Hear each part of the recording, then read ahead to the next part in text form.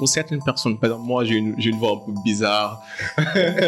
Donc, comment on peut faire pour accentuer, pour exercer, pour travailler sur notre voix, pour que ça sonne plus politique, plus leader? Voyez un peu. Bonjour à tous et à toutes, j'espère que vous allez bien. Je m'appelle Serigne Modou Habib Sall. Oui, j'avoue, c'est un très long prénom. Appelez-moi simplement Habib. Je suis un éternel apprenti qui ne sait pas grand-chose par rapport à ce que j'aimerais savoir. De ce fait, ma curiosité m'a poussé à découvrir des êtres humains, des principes et des valeurs, des mentors exceptionnels comme notre invité d'aujourd'hui que nous allons découvrir, mais aussi des livres inspirants et révélateurs. Ma mission dans la vie, c'est de s'inspirer à travers cette curiosité et le travail acharné pour inspirer autant que possible avant d'expirer. Je me vois comme un facilitateur, quelqu'un qui aide les gens à passer de leur situation actuelle à la situation souhaitée. Certes, tout n'est pas rose dans ma vie. J'ai beaucoup d'échecs, j'ai mes peurs, j'ai mes insécurités, j'ai mes batailles personnelles. C'est exactement pour cette raison que j'ai commencé à écrire des articles il y a quelques années sur LinkedIn, ensuite à créer un blog, toujours dans la quête de clarté, de spontanéité et de la simplicité dans le processus commun rendu complexe qu'on appelle la vie. Dans la même logique, j'ai décidé de créer un espace cordial et chaleureux, un podcast où je vais inviter des personnes compétentes, reconnues et aguerries dans leur domaine respectif pour qu'elles partagent avec nous à la fois leurs échecs, mais aussi leurs réussites, des principes de vie, des approches, des manières de faire, des outils pertinents que nous pouvons appliquer dans nos vies respectives pour atteindre notre vrai potentiel. J'ai hâte de partager ce voyage avec vous. Aujourd'hui, c'est notre premier épisode et n'hésitez pas à souscrire ou à nous suivre. Chaque semaine, nous allons vous revenir avec un invité d'honneur, avec un nouvel épisode que vous pouvez retrouver sur Spotify, sur Apple Podcasts ou simplement sur la chaîne YouTube. Donc, sans plus tarder, nous allons entrer dans le vif du sujet. Bienvenue au Cercle d'Influence Podcast. Ici, on motive, on rend service, on booste. Ici, on s'inspire à inspirer. Donc aujourd'hui, c'est notre premier épisode et j'ai l'honneur et le privilège d'avoir comme invité d'honneur une personne exceptionnelle, un mentor, une personne de service, un contributeur, quelqu'un qui donne autant qu'il reçoive, quelqu'un qui est disponible, quelqu'un qui est tout le temps au service des autres. Je saurais pas tous les mots, j'aurais pas tous les mots pour décrire en fait cette immense personnalité qui est Monsieur Moussa Gueye. Moussa, merci d'avoir accepté notre invitation. Merci beaucoup, Serigne Modou Sall di Habib. Merci, bonjour à tous et à toutes. Merci pour cette brillante idée de podcast Cercle de l'Influence. C'est un réel plaisir pour moi d'être aujourd'hui ici pour pouvoir partager sur ce long processus dont tu parlais tout à l'heure, qui est la vie. Merci, c'est un réel plaisir. Merci beaucoup. En tout cas, le plaisir est pour nous. J'ai bien décidé de vous avoir comme premier invité parce que je connais votre cœur, je connais votre sens de service. Pour ceux qui nous écoutent et pour ceux qui nous regardent, est-ce que vous pouvez nous parler brièvement de vous et de votre parcours, de ce que vous faites? Oui, merci. Je suis Moussa Gueye, comme vous l'avez dit. Je suis né il y a un peu plus de 40 ans. Ça fait quand même un bail à la SICAP Liberté 5, ici à Dakar. D'un père magistrat et d'une mère femme au foyer. J'ai eu un cursus normal d'élève. Je n'étais pas si mauvais en tant qu'élève. Et j'ai passé une bonne partie de ma vie au Collège Sacré-Cœur, où ensuite j'ai eu mon bac scientifique, avant d'aller à l'université, évidemment, pour faire des études en sciences économiques.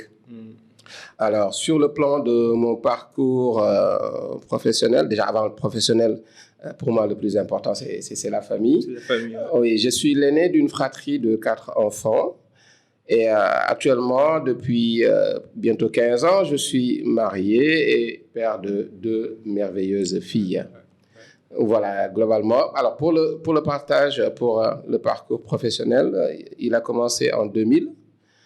Disons qu'entre 2000 et 2015, j'ai eu plusieurs parcours. J'ai fait plusieurs multinationales dans le privé. Et ça m'a permis de dégager 2 forts profils, on va dire, comme cadre commercial et ensuite comme cadre financier. Et je suis très à l'aise dans les 2 domaines pour tout ce qui touche au métier de l'entreprise, tout ce qui est commercial et tout ce qui est financier. Et c'est en 2014 que j'ai découvert un mouvement qu'on appelle le mouvement Toastmasters International, qui est un mouvement, disons que c'est la plus grande association à but non lucratif, évidemment, où on apprend la prise de parole en public et le leadership. J'ai découvert donc le club Toastmasters de Dakar en 2014. Au départ, c'était pour une problématique de pouvoir mieux gérer mes temps de parole. Et bon an, mal an, c'est là que je me découvre une passion pour la prise de parole en public et le leadership. Alors, de 2014 à maintenant, j'ai beaucoup cheminé et j'en ai fait une passion et aujourd'hui, un métier. Je suis coach et formateur en prise de parole en public, en leadership, développement personnel. Ok. Alors, quel beau parcours. Je sais que vous êtes un homme de famille exceptionnel. Vous postez souvent vos petites filles. Ouais. Adorables et surtout intellectuelles. Donc, quand est-ce que vous avez eu le déclic? Quand est-ce que vous vous êtes dit, OK, je vais me spécialiser dans la maîtrise de l'art oratoire et de la prise de parole en public? Oui, vous savez, la peur de prendre la parole en public est décrite par plusieurs études d'ailleurs, qui ont prouvé que cette peur de prendre la parole en public est la 2e peur au monde après celle de la mort. Vous vous rendez compte? Wow. Oui. Vous avez 100 personnes, vous avez les 99 qui ont une peur bleue de prendre la parole devant les gens. Et en intégrant ce mouvement-là, justement, c'était pour vaincre ma peur de prendre la parole en public parce que j'avais des choses à dire. Je suis quelqu'un qui aime partager, en réalité. J'aime beaucoup partager, m'enrichir des autres. Et la peur de prendre la parole en public était un frein. Donc, quand j'ai découvert ce mouvement-là, j'ai intégré et j'ai commencé à m'exercer à la prise de parole en public. Et en fait, ce qui m'a le plus attiré et qui a fait de ce métier-là une passion au préalable, c'était surtout que je me suis rendu compte que je pouvais, grâce à la maîtrise de l'art oratoire, non seulement avoir confiance en moi, mais aider les autres qui étaient dans mon cas à pouvoir avoir confiance en eux, à maîtriser aussi l'art oratoire. Parce que contrairement à ce que beaucoup de gens pensent, on ne naît pas excellent orateur. C'est vrai qu'il y a des gens qui naissent et qui ont des facilités à parler, mais c'est une compétence qui s'apprend, comme la guitare, comme conduire le vélo, en fait. Et lorsque j'ai découvert ça, je me suis dit, c'est pas possible, il faut que je puisse partager cela aussi et aider à mon tour des gens à pouvoir maîtriser l'art oratoire et avoir plus confiance en eux. Ouais. Surtout, c'est important. Vous avez touché un point très important, c'est la confiance en soi. Je me rappelle bien quand j'étais à l'école, souvent on avait une association, on avait des événements et certes, je ne maîtrisais pas les techniques de prise de parole en public. Tout ce que j'avais, c'était ma confiance excessive. Je me disais, je sais tout faire là. Donc là, je prenais la parole, je dandinais, j'avais la voix qui tremblait, je mettais les mains dans la poche. Donc clairement, je parlais, mais je ne maîtrisais pas la technique. C'est au début de l'année 2021 que c'est quand j'ai intégré le Toastmaster là. Et j'ai vu tous les excellents orateurs comme Moussa, comme les autres. Je me suis dit, OK, là, je ne connais rien et il faut que j'apprenne. Donc, est-ce qu'il existe une relation entre la confiance en soi et la maîtrise de l'art oratoire? Oui, c'est étroitement lié. En fait, pour faire court, on peut juste dire que la maîtrise de l'art oratoire est un des meilleurs leviers pour atteindre la confiance en soi. Parce que je l'ai dit tout à l'heure, l'art oratoire, c'est avant tout une peur. Les gens ont peur de parler en public. Et lorsque vous êtes dans un environnement où les gens vous aident à maîtriser cette peur-là, automatiquement, votre confiance en vous-même augmente. Et lorsque plus vous avez confiance, plus vous prenez la parole, plus vous êtes convaincant. Parce que quand vous dites quelque chose avec aisance, vous convainquez les gens. Et c'est à ce niveau-là que lorsque vous vous exercez à la prise de parole en public, votre confiance en vous-même augmente considérablement. C'est l'un des meilleurs moyens, c'est l'une des meilleures clés pour augmenter justement cette confiance en soi-là. Parce que quand vous parlez devant les gens, vous avez les regards qui sont tournés en vous, vous vous dites intérieurement, ils sont en train de me juger, vous avez envie de bien faire, vous n'avez pas envie de faire des fautes, vous n'avez pas envie de saquer votre prise de parole. Et lorsque vous arrivez à finir un speech et que les gens vous applaudissent, ça vous donne un coup, ça vous motive et ça vous pousse à plus vous affirmer. Et donc, c'est étroitement lié. Plus vous maîtrisez la prise de parole en public, plus votre taux d'estime de vous-même et votre confiance en vous-même augmente aussi. Parce que aussi, il faut savoir que les gens parlent souvent de développement personnel. Le développement personnel, c'est un processus. C'est un processus comme le processus de la vie dont vous parliez tout à l'heure. Et ce processus-là commence d'abord par l'estime de soi. L'estime de soi. Il faut que les jeunes Africains, il faut que l'Afrique... Surtout les jeunes. Surtout les jeunes apprennent à s'estimer, à valoriser ce que la nature a mis en eux. Alors, une fois qu'on a atteint cette estime de nous-mêmes, on atteint le deuxième degré qui est justement la confiance en soi. Et cette confiance en soi-là, plus elle évolue, plus elle se développe, ça nous pousse finalement au stade suprême que j'appelle l'affirmation de soi. C'est là qu'on se lève et qu'on a envie de faire bénéficier de notre expérience les autres autour de nous. C'est là qu'on cherche à avoir un impact autour de nous. C'est là qu'on se rend compte que le service aux autres est primordial. C'est devenu une condition sine qua non de notre réalisation. Oui. Surtout l'estime de soi. Je pense que je connais pas mal de jeunes et je vois pas mal de jeunes qui aimeraient réaliser des choses, qui aimeraient faire quelque chose, mais qui ne savent pas par où commencer. Donc, est-ce que vous avez un processus ou bien une méthode ou des étapes spécifiques que les jeunes pourront suivre pour développer leur estime de soi et leur confiance en soi? Oui. Là, j'indexe encore cette passion que j'ai pour l'oratoire, qui est un excellent outil. Juste des astuces pour maîtriser l'art oratoire. En fait, la prise de parole en public, c'est comme la natation. Vous ne pouvez pas apprendre à nager si vous ne plongez pas dans l'eau. C'est sûr. Il faut vous jeter à l'eau. Et vous jeter à l'eau, c'est créer les conditions de prendre la parole en public. Ça commence par prendre la parole devant 2 personnes ou 3 personnes. Et l'astuce que je donne souvent aux jeunes entrepreneurs que j'accompagne, parce que j'accompagne bénévolement des entrepreneurs depuis 2016 maintenant, des dizaines de jeunes entrepreneurs qui justement manquaient de confiance en eux-mêmes par rapport à leur activité. Et je leur disais, pour prendre la parole en public, commencez chez vous.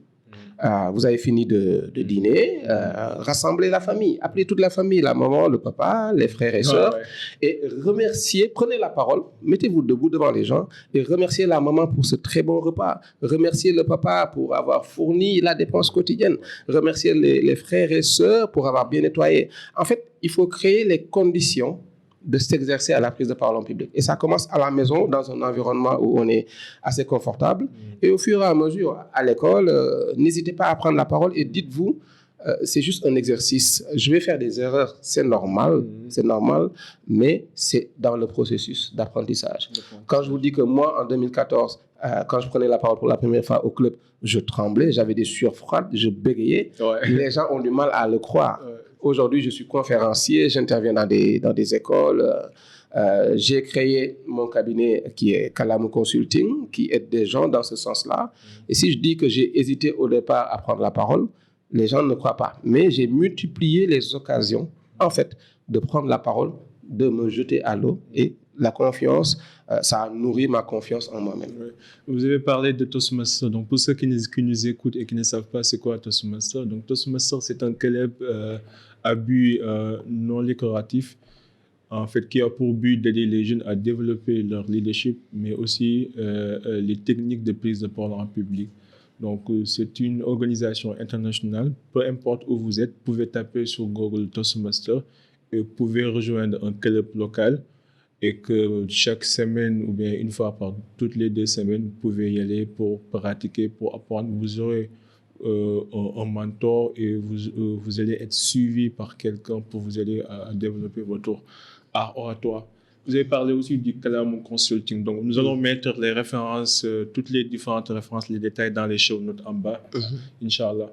Donc, imaginez un jeune qui apprend, qui a envie de développer, qui a envie de transformer sa vie et qui veut apprendre la prise de parole en public. Donc, quelles sont les étapes déjà, quelles sont les étapes? Si vous devez résumer l'art oratoire, l'art de prise de parole en public, quels sont les éléments que nous devons maîtriser pour démarrer sur la base de ça et après, au fur et à mesure, élever les niveaux? Oui, c'est important. Cette question-là, elle est très pertinente. Celui qui prend la parole en public traverse ce qu'on appelle les 7 niveaux de conscience de l'orateur. Il y a 7 niveaux de conscience.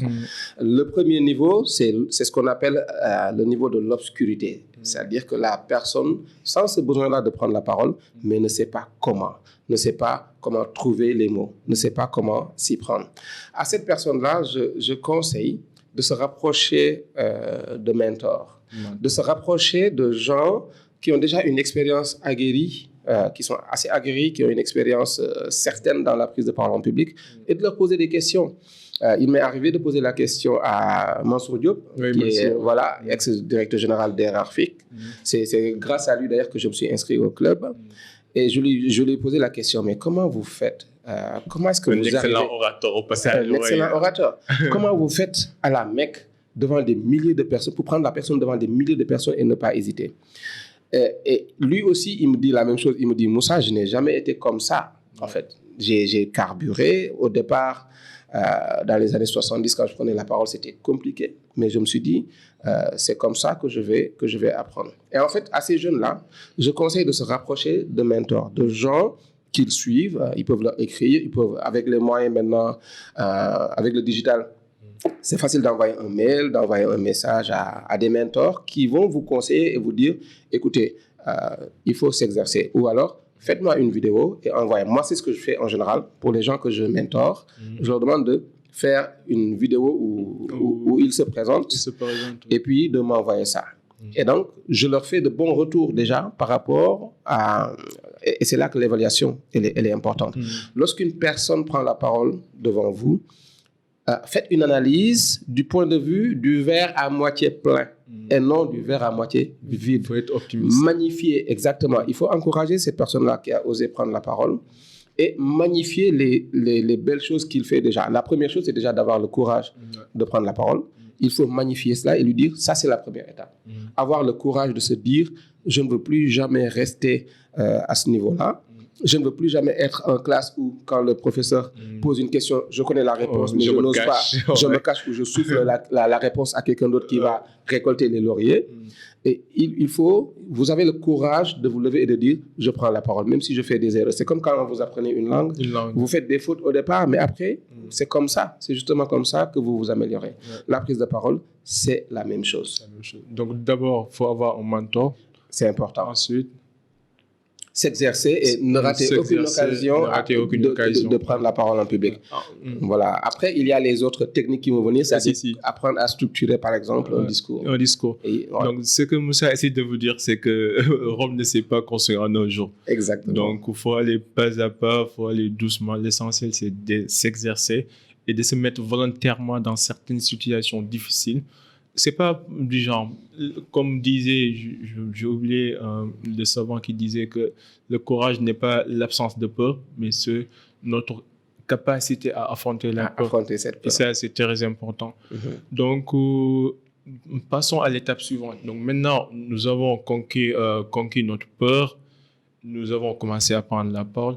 Comment structurer notre discours? Comment structurer notre discours? La structure du discours est justement, c'est le premier module, c'est la première étape quand on apprend à prendre la parole en public, parce que quand vous apprenez à prendre la parole en public, vous apprenez un peu l'écriture, vous écrivez votre discours. Et la structure, elle est importante parce que c'est la structure de votre discours qui permet à votre audience, à cette personne-là qui est en face de vous, de pouvoir vous suivre facilement.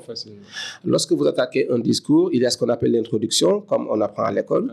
Il y a l'introduction, le développement et la conclusion. Il faudrait vraiment qu'on sente dès votre première prise de parole, qu'on sente que vous êtes en train d'attaquer votre introduction. Il faudrait que lorsque vous passez de l'introduction à votre développement, qu'on sente qu'il y a une pause, que vous êtes en train maintenant de développer les idées que vous avez annoncées dans votre introduction. Il faut qu'à la conclusion, qu'on puisse voir les solutions, qu'on puisse voir une synthèse de vos propos. Donc la structure du discours, c'est extrêmement important.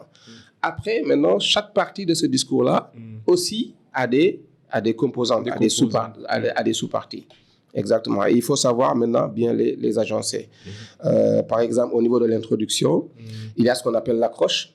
Parce qu'en fait, moi, j'assimile la prise de parole en public comme vous êtes un peu comme le commandant de bord de votre avion. Ouais. Vous avez les passagers, vous voyez, et les passagers, c'est votre audience. Vous êtes chargé de faire décoller et de faire voler l'avion. Qu'est-ce que vous faites? Dès le décollage, lorsque vous êtes en train d'accélérer, il faudrait vraiment que le décollage se fasse sans que les passagers ne soient secoués. Il faut veiller à leur confort et tout. Et dans ce décollage-là, ce sont ce qu'on appelle les 7 premières secondes les 7 premières secondes de votre discours. Lorsque vous ouvrez la bouche, il faut veiller à ce que vous dites puisse accrocher dès le départ. Il faut vraiment que vous puissiez prendre votre audience avec vous. Les premières petites phrases. Les premières petites phrases, c'est très important. Exactement. Il faudrait que dès que vous sortez les premiers mots, que vous puissiez accrocher votre public et que vous puissiez décoller avec eux. Et pour cela, il y a des techniques. Il y a ce qu'on appelle les techniques d'accroche. Il s'agit par exemple de faire une déclaration ou de poser une question au public parce que l'intérêt, l'objectif derrière, c'est de pouvoir accrocher, attirer l'attention. Imaginez par exemple, quand je fais un discours, je viens, je me pose. On va revenir d'ailleurs à la posture, c'est important. Posture, ouais. Je me mets debout devant les gens, je regarde, je prends mon temps, je respire et je fais une déclaration. Et je dis par exemple 17 millions de morts en seulement 3 jours. Vous voyez, dès que vous dites ça, même ceux qui étaient sur le téléphone, sur WhatsApp, tout ça, ils posent le téléphone et vous écoutent. Qu'est-ce qui s'est passé? Qu'est-ce qui s'est passé? C'est incroyable, c'est un truc, voilà. Et donc, cette phrase déclarative-là, elle permet d'accrocher dès le départ. Et après, vous allez à la problématique. Qu'est-ce qui s'est passé pour causer 17 millions de morts? Quelles sont les parties de votre argumentation? Et vous allez annoncer votre plan. Et même dans le plan, il y a des techniques pour annoncer ce plan-là de manière assez subtile. Il faudrait pas dire, comme vous le feriez à l'école, où je vais vous parler de ceci, ensuite je vais vous parler dans un deuxième temps de ça, ensuite je vais vous parler de... Voilà, quand vous le dites, c'est assez terre à terre, parce que l'objectif derrière, c'est de toujours avoir votre public accroché à vos lèvres, et il faut le dire de manière assez subtile. Par exemple, moi, il y a une technique que j'utilise souvent, je dis... face à cette problématique d'ordre mondial, il serait intéressant dans un premier temps de voir quelles sont les causes profondément liées à la pauvreté dans ce pays. Ensuite, la question qu'il faudrait se poser, ce serait ensuite. Et là, on sent que vous êtes en train d'annoncer les grandes parties de votre démonstration. Et après, vous passez maintenant à votre développement. Où vous développez. C'est très important. Vous avez parlé aussi des postures, les gestuels. Oui. Oh, oui. Moi, au début, j'avais du mal à rester debout, immobile, à contrôler mes mains et surtout les dandinnements.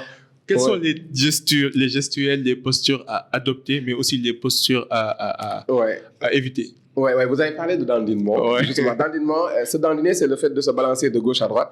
Et c'est des signes de nervosité. Parce qu'en fait, la communication de manière globale, une prise de parole, c'est... En général, les gens pensent que les mots, c'est important. C'est vrai que les mots que vous sortez sont assez importants, mais dans votre communication... les mots, c'est 7% seulement de votre message. Ensuite, vous avez votre voix, celle que vous entendez là, comme ma voix. Cette voix-là, elle occupe 38% de votre communication. Et enfin, vous avez la gestuelle dont vous venez de parler, la posture, le regard, les expressions faciales. Qu'est-ce que vous faites de vos mains? Et cette gestuelle-là, cette posture-là, elle représente 55% de votre communication. Wow. Ce qui veut dire que les gens, ils sont beaucoup plus accrochés au son de votre voix et à la posture qu'ils ne sont accrochés à vos mots. En fait. Exactement. Et c'est ce que les gens vont retenir. La preuve, quand vous dites que vous êtes heureux et que vous avez le visage fermé, Les gens sont convaincus que c'est contradictoire, exactement. Et donc là, cette posture-là, elle devrait être stable. Et pour avoir une posture stable, il y a ce qu'on appelle la position du H. Il faudrait s'arranger pour ne pas trop écarter les jambes, mais aussi ne pas trop les serrer. Avoir les jambes, les genoux alignés aux épaules.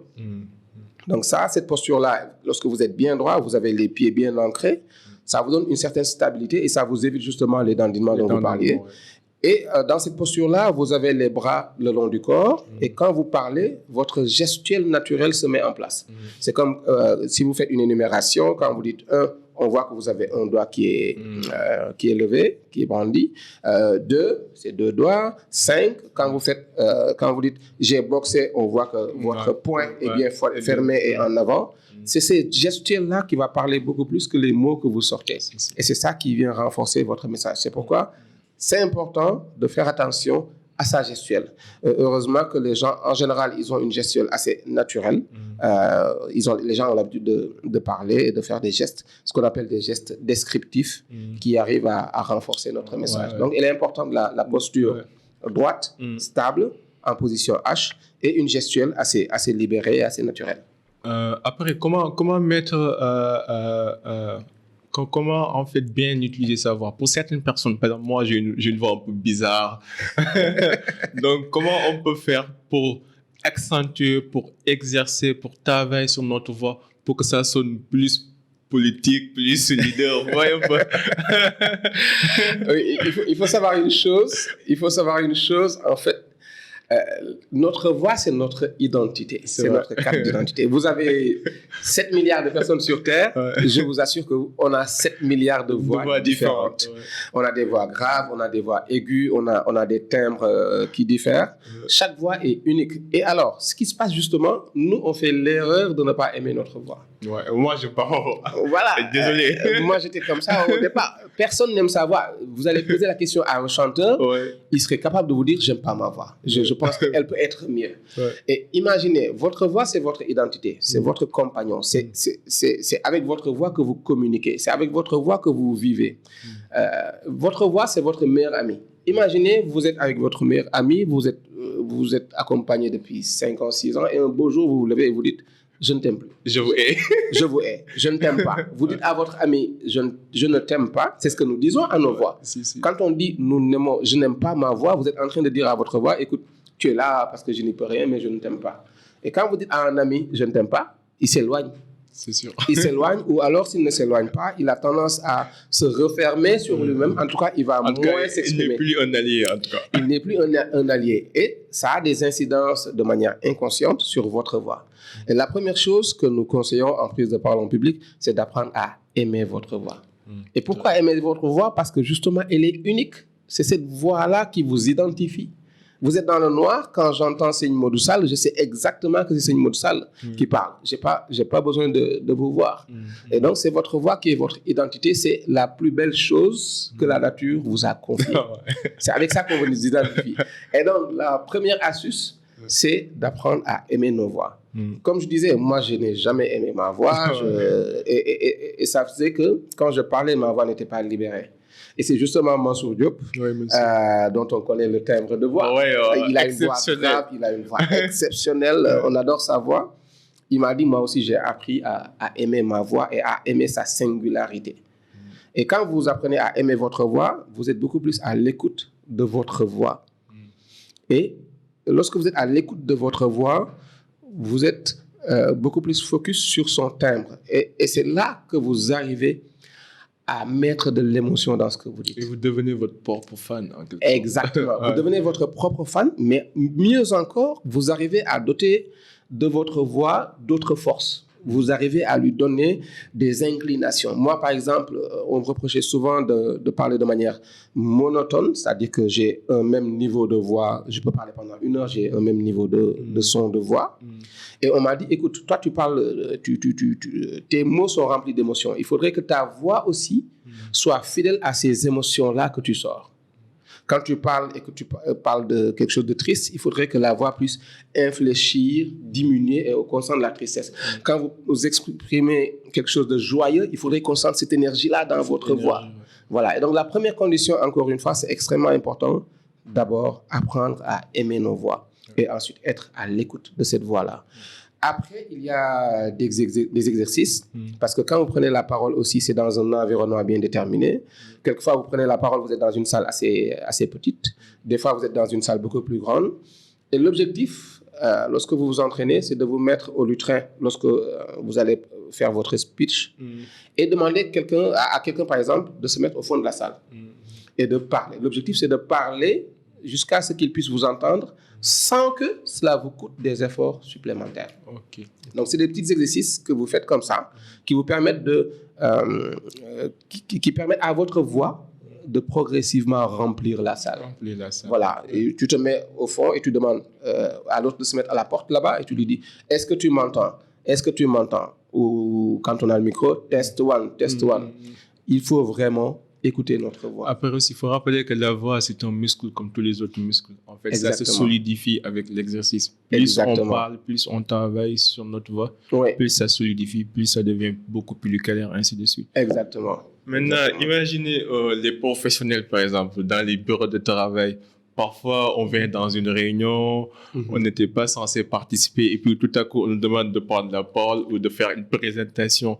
Donc, est-ce que vous avez des techniques pour mieux improviser? Oui, il y a énormément de techniques. Et est-ce que vous savez que justement l'improvisation, l'improvisation est l'une des meilleures techniques pour détecter les bons orateurs. Les bons orateurs, ouais. Il est impossible. Moi, quand je me prépare, je suis nickel, mais quand je me prépare pas, il ne faut pas me demander. Oui, mais c'est ça, en fait.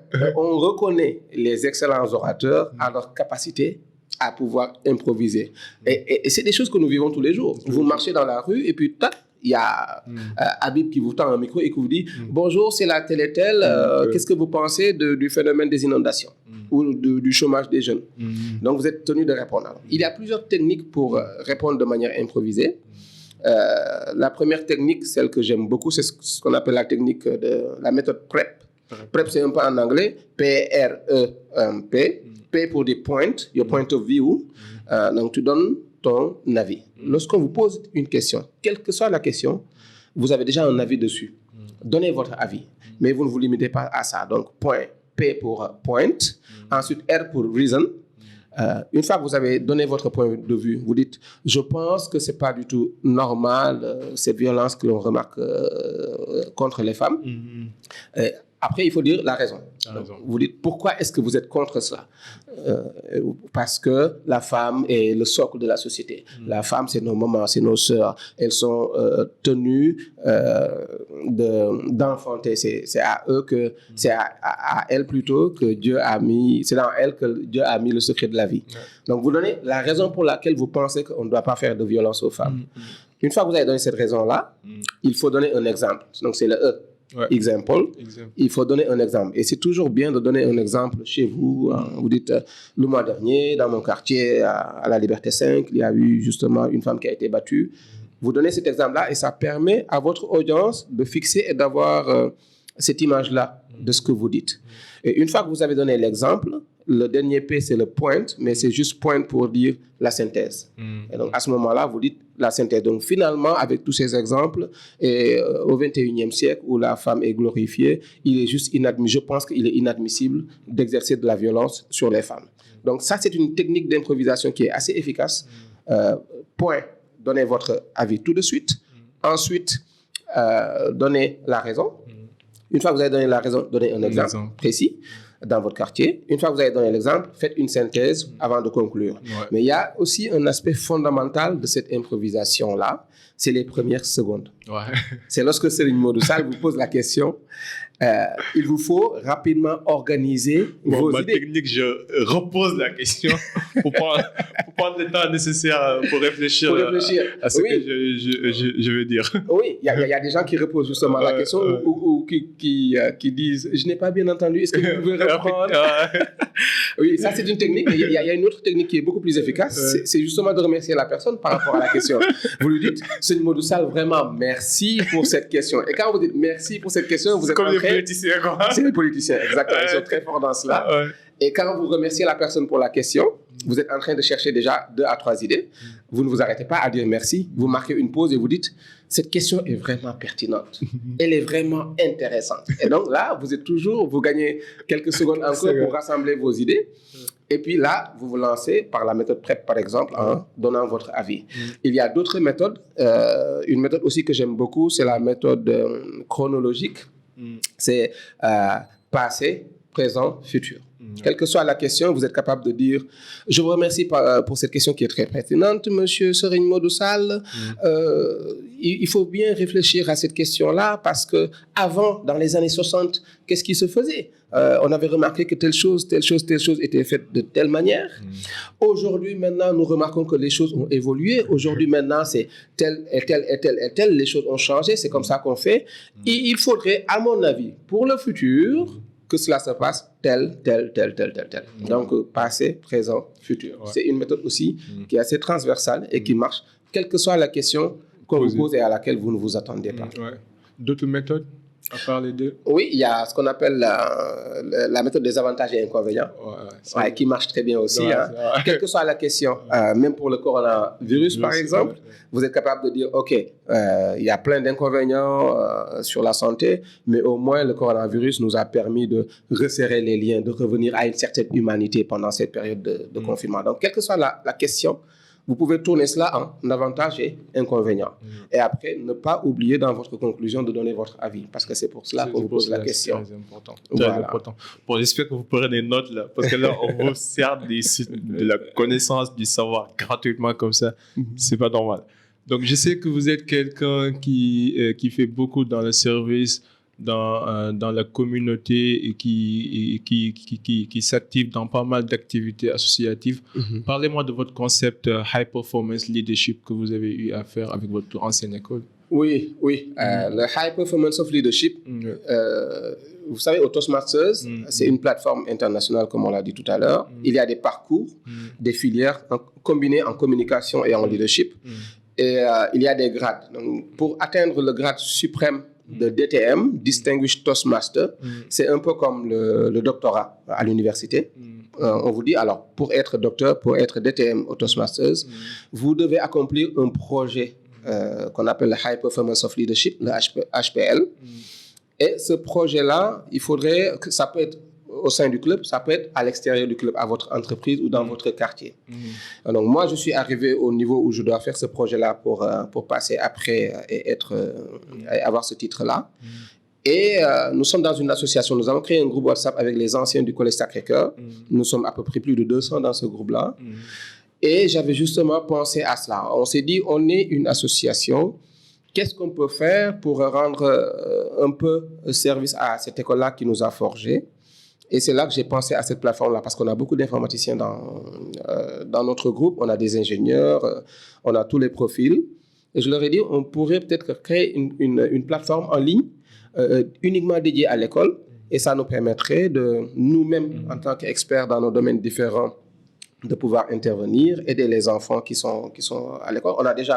J'ai beaucoup d'amis dont les enfants sont dans cette école-là. Et pour les aider, on pourrait charger des cours et même faire des cours en ligne, en direct, le soir, en mode répétiteur ou pendant les week-ends, et faire des cours, donner des cours dans cette plateforme-là. Et c'est une idée que les gens ont trouvée géniale. On s'est dit, mais ouais, on va mettre ça en place rapidement. Et dans le cadre donc de mon HPL, c'est ce que j'ai annoncé au niveau de Toastmasters International. J'ai déjà nominé un comité au sein de mon école qui vont se charger d'évaluer les étapes du projet. On a déjà fait notre première réunion d'ouverture. On a mis en place... Donc, j'ai un peu partagé la vision. Et on s'est donné 3 mois pour mettre en place cette plateforme-là. J'ai déjà réparti les tâches. Les informaticiens sont sur le côté développement. Moi, responsable un peu de la formation, je suis dans les contenus. Et nous avons aussi associé nos anciens profs justement sur les contenus pédagogiques qu'il nous faut adapter. Et là, vraiment, les choses sont lancées. Alors, l'objectif, ce sera... j'ai déjà fait un discours au club pour annoncer ce projet-là. Donc, à chaque étape, je vais faire un discours pour dire le point d'étape. C'est très important. En tout cas, on vous souhaite que de la réussite pour cet excellent projet. Merci. Donc là, on va aller à la deuxième partie de ce podcast parce que je sais qu'il y a pas mal de personnes qui nous écoutent et qui voient Moussa et qui se disent quel orateur. Mais en réalité, nous sommes tous des êtres humains, donc nous sommes tous susceptibles d'avoir des échecs, de réussir, d'avoir des peurs. Donc, l'une des raisons pour lesquelles j'ai voulu créer ce podcast, c'est pour montrer aux gens que même les personnes exceptionnelles étaient auparavant des personnes normales et qu'on peut passer d'un point A à un point B si on est prêt à faire le travail nécessaire.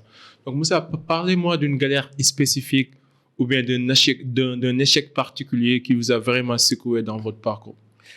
Ah oui. Qu'est-ce que vous avez appris et est-ce que cet échec vous a propulsé ultérieurement vers la réussite dans la vie? Oui, des échecs.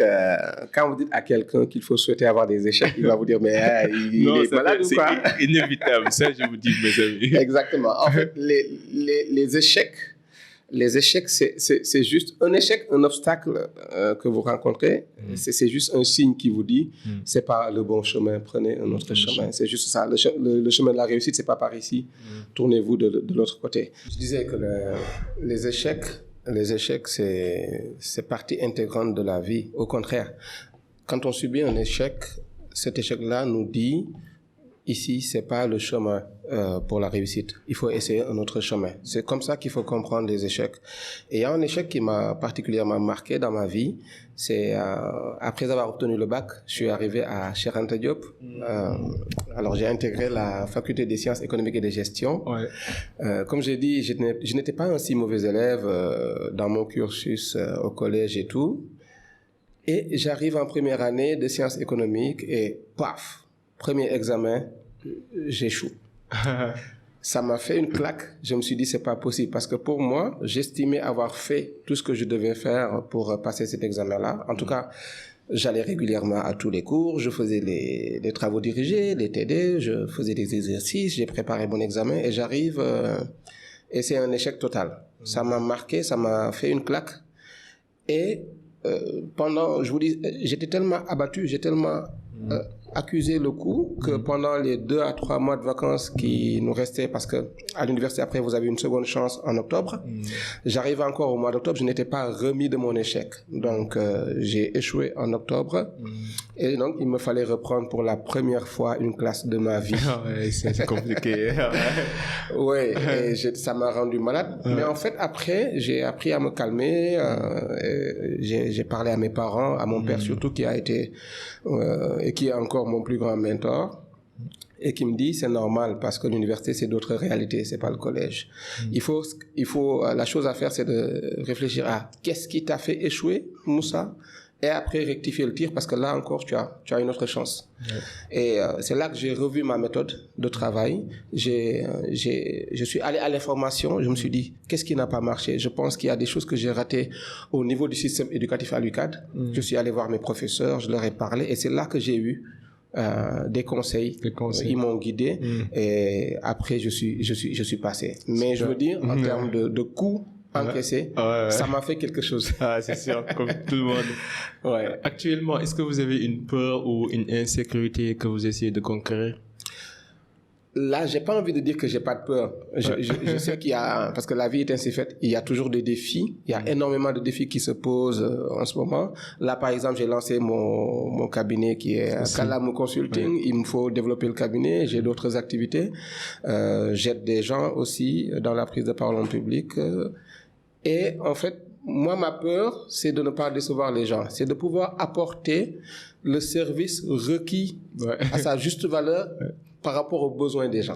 Parce que je suis un adepte du service aux autres. Ouais, ça c'est sûr. C'est un peu ma drogue. Non, sérieusement, je ne le fais pas sans... Non, parfois, moi, je suis étonné de vous voir parce que je sais que vous, en fait, c'est votre oxygène, en fait.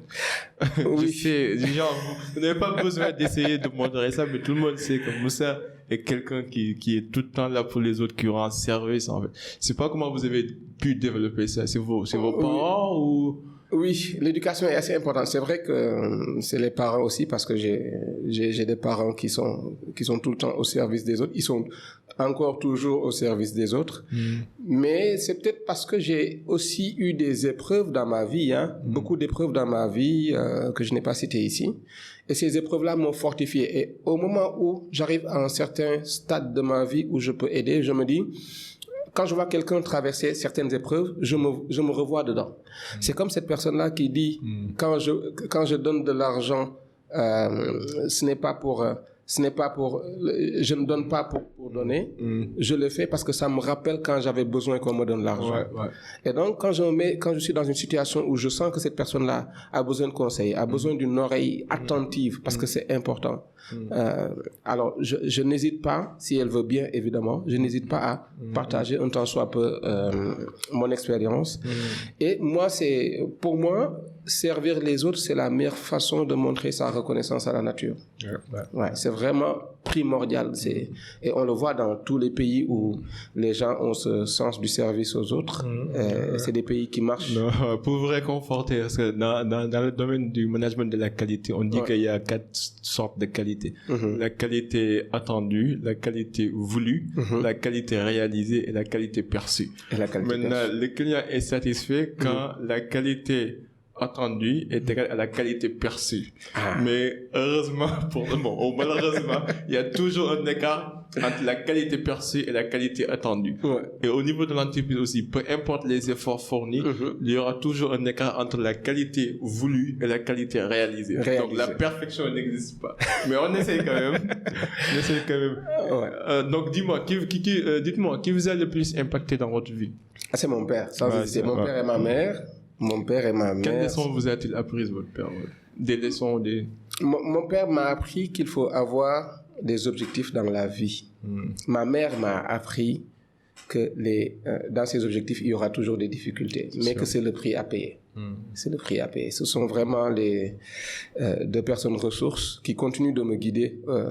Aujourd'hui, par exemple, là, si ma mère sait que je me suis absenté de chez moi plus de 2 heures, elle s'inquiète. Je comprends, J'ai une mère pareille. Voilà, c'est juste vous dire. C'est juste vous dire. Et justement, je parlais tout à l'heure de la peur que j'ai de pouvoir décevoir les gens. J'ai une plus grande peur de décevoir mes parents. Bon, pour le moment, Dieu merci, c'est pas encore le cas. Mais moi, je suis focus sur le fait qu'il faut toujours servir les gens à la mesure de leurs attentes. C'est très important.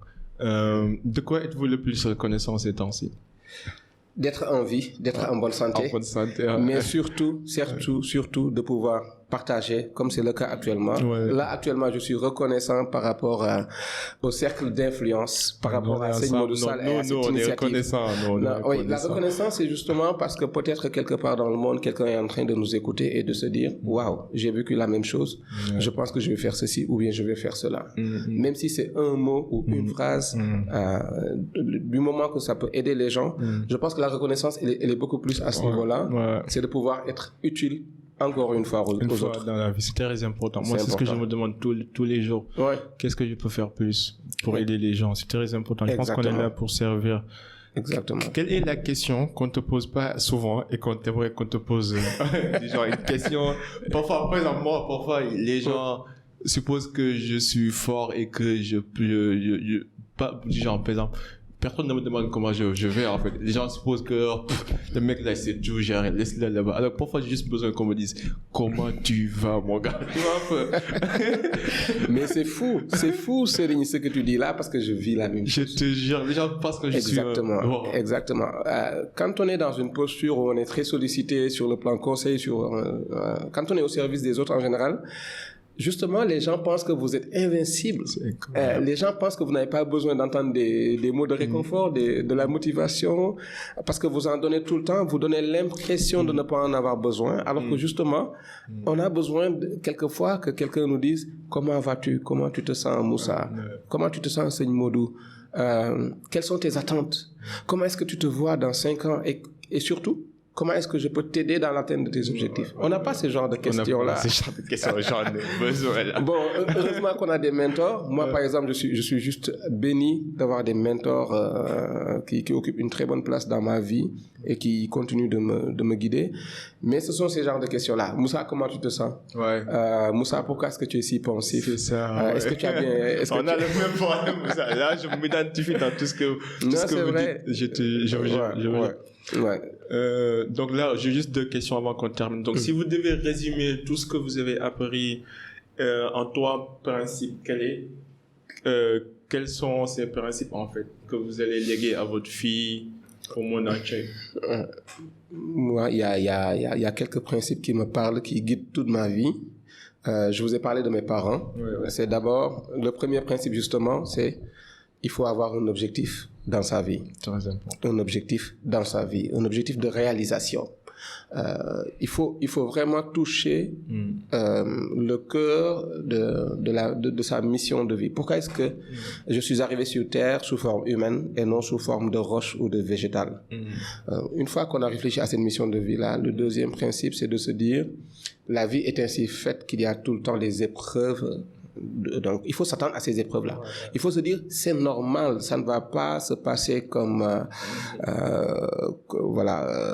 la vie n'est pas rose. Ouais, d'abord, c'est le premier principe, avoir des objectifs dans sa vie. Deuxième principe, se dire que les difficultés, c'est normal, il faut être prêt à les affronter. Et troisième principe, se mettre au service des autres. Troisième principe, c'est se mettre inconditionnellement, parce que, écoutez, il suffit juste de réfléchir. À un moment donné de sa vie, quelqu'un nous a tendu la main. C'est sûr. Quelle que soit la personne. Aujourd'hui, vous prenez Jeff Bezos, vous prenez les plus grands, vous prenez Nelson Mandela, vous prenez les grands de ce monde, vous prenez Serigne Touba, Cheikh Ahmed Bamba. Voilà, c'est des gens qui, à un moment donné, ont été dans le bon environnement pour éclore.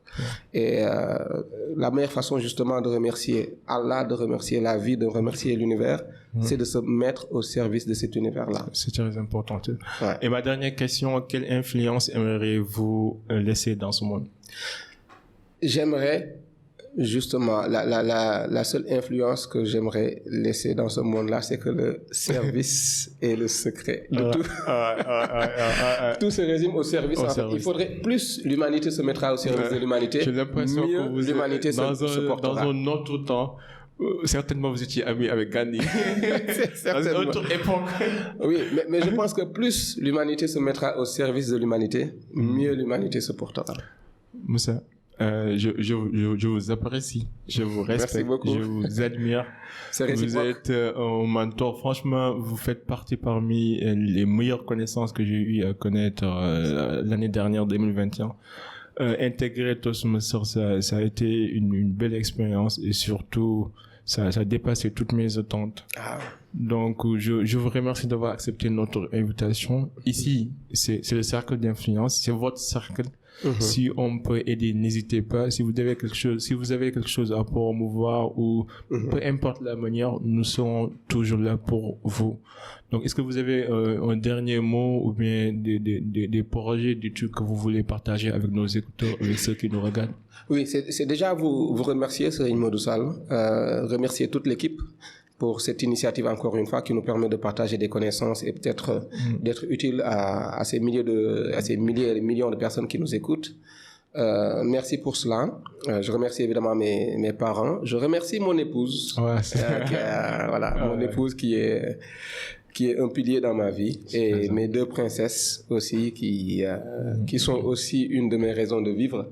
Je remercie tout le monde, je remercie les amis, le club Toastmasters qui a fait de moi ce que je suis aujourd'hui sans nul doute. Ce club qui m'a permis d'être à ce niveau-là, même si c'est un niveau assez humble, mais de pouvoir apporter un plus dans la vie des gens. Cette année, je suis le directeur du secteur 12. Je suis à la tête des clubs du Sénégal et de la Gambie.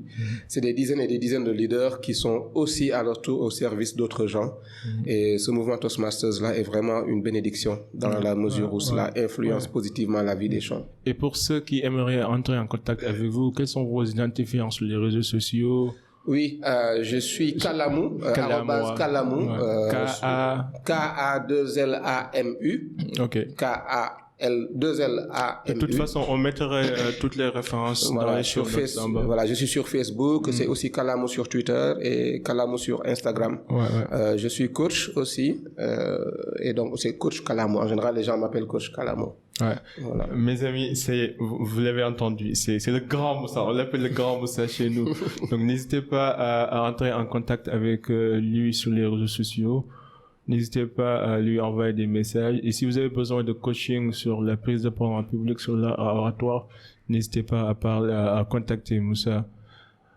Bon, on est là. Bon, nous sommes arrivés à la fin de notre premier épisode. Je vous remercie. N'hésitez pas à nous faire des commentaires ou bien à nous recommander des gens, des personnalités, des personnes de référence que vous aimeriez voir ici dans notre podcast. J'ai l'habitude de vous dire, si vous ne risquez rien, vous risquez tout. Donc, n'hésitez pas à poursuivre vos rêves, n'hésitez pas à combattre vos peurs. À la prochaine et en attendant, soyez uniques. Peace and love.